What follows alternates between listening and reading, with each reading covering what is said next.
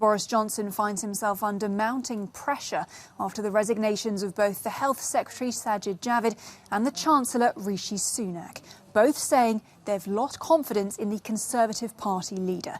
In his resignation letter, Javid said that the public rightly expect integrity from their government. Just moments later, the Chancellor also announced that he was quitting his post. Their departures come as Johnson faces another scandal, this time over allegations he covered up the appointment of former Deputy Chief Whip Chris Pincher, who was forced to step down last week over allegations of sexual misconduct. Our correspondent in London, Tig Enright, joins me now for the very latest on this developing story. Good evening to you, Tig. Quite the evening, in fact. First Javid, then Sunak. Looking at their letters of resignation, what were the key points that really stood out to you? Hi, Helena. Well, firstly, the fact that they were released within minutes of each other, immediately after the Prime Minister was forced to admit that the truth of the situation regarding what he knew about historic allegations of sexual assault about the former Deputy Chief Whip. He had to admit that the truth was otherwise. It's hard to conclude that they were not coordinated, these two resignations. Sajid Javid, who challenged Boris Johnson for the leadership the last time there was a leadership election, wrote in his letter that British people rightly deserve integrity from their government and that he could no longer in good conscience serve in Boris Johnson's government. Rishi Sunak, a rising star, once seen as a rising star and potentially heir apparent to Boris Johnson within the party until a recent scandal, wrote that to step down as Chancellor or Finance Minister while the world is dealing with the consequences of the pandemic and the war in Ukraine is not a decision that he reached lightly. And he said that the public rightly expect the government to be conducted properly, competently and seriously.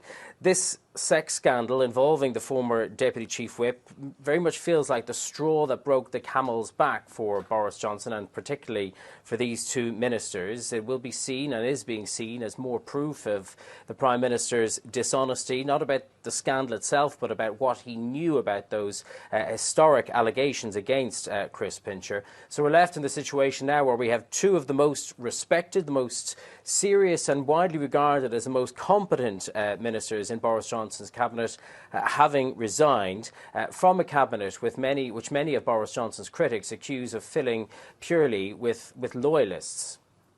All right, so the situation is now we've got those two ministers who have quit their posts, they've gone.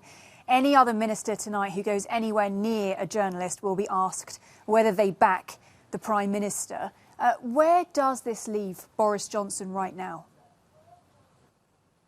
It is a very serious blow to his authority. And yes, you're right, these questions are being already asked of other ministers. It is significant that another individual who's seen as a potential challenger to Boris Johnson, Liz Truss, who's currently the Foreign Secretary, has said that she remains loyal. Of course, if there are more resignations, well, then this situation becomes even more serious. It has to be stressed, of course, that it is a convention. It's not a rule that if there is a series of ministerial resignations that a Prime Minister actually has to resign. There's nothing in any rule book which actually says that.